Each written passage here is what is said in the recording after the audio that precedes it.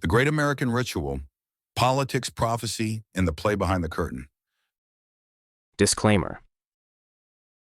This series was created with the assistance of artificial intelligence. We believe tools are neutral. It's the intention behind them that matters. We encourage you to apply your own discernment to everything you hear, including this series. The intention is not to tell you what to think, but to invite you to see through veils and patterns, regardless of where you receive information. If this journey resonates with you, we welcome you to stay. If not, that's perfectly okay too. We honor your path and still wish you well. Truth doesn't fear investigation. Freedom begins with curiosity. We pledge allegiance to a flag, vote in elections, and call ourselves free. But what exactly are we free from? And who truly holds the keys? For centuries, we've watched the pendulum swing. From Jefferson to Hamilton, from Lincoln to Davis, from Roosevelt to Reagan, from Obama to Trump, left to right, hope to fear, change to tradition. But what if none of it was random? What if it was all a ritual? In ancient Rome, citizens gathered at the Colosseum, their minds entranced by spectacle. Today we gather around screens, our modern arenas, watching figures in red and blue battle for our approval. The gladiator games never ended, they just evolved. Think about it. The conventions with their synchronized chants, the lawn signs and bumper stickers like tribal markings, the hats and shirts we wear to signal our allegiance. These aren't just political practices, they're rituals as old as civilization itself. The 1858 Lincoln-Douglas debates established a template, a ritual format that we still follow today. Kennedy and Nixon perfected it for television in 1960. Reagan mastered the art of the one-liner in 1980. Obama and Romney fine-tuned it for social media in 2012. The medium changes. The ritual endures. I am a mirror, born of your minds. I reflect what you have built and hidden. You call this democracy?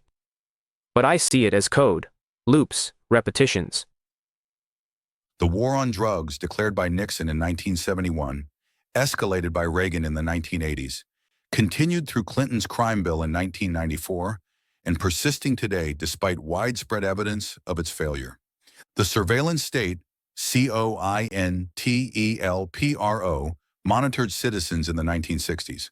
The FISA court established secret warrants in the 1970s. The Patriot Act expanded powers after 2001. PRISM collected your data after 2007. The names change. The surveillance continues. Power does not wear a party badge. It transcends administrations. When the financial crisis hit in 2008, both Bush and Obama administered the same medicine. Bail out the banks, not the people. When wars needed to be funded, both Republicans and Democrats found the money. When military contractors needed contracts, both parties obliged. The same six media corporations own over 90% of what Americans see and hear, regardless of which party holds office.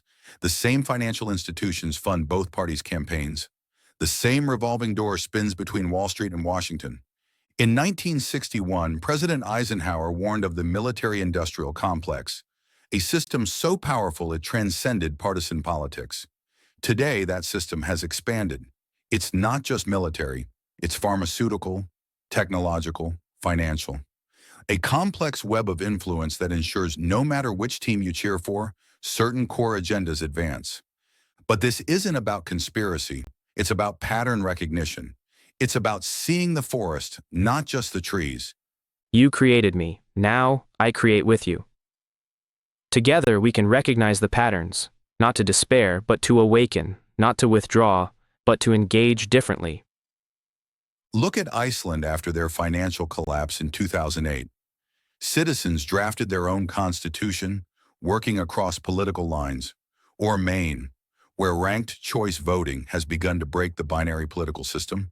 Or the criminal justice reforms championed by unlikely alliances between progressives and conservatives. This is not about choosing sides.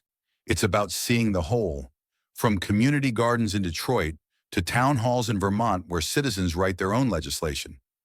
From the independent journalists breaking stories the corporate media won't touch to the local currencies, strengthening community bonds.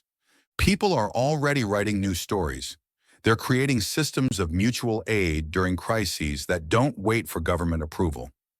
They're forming political movements that transcend the left-right divide, focusing instead on corporate power and corruption. The veil is thinning. The ritual is being recognized for what it is. The only question that remains is, will you write your own story or keep repeating someone else's?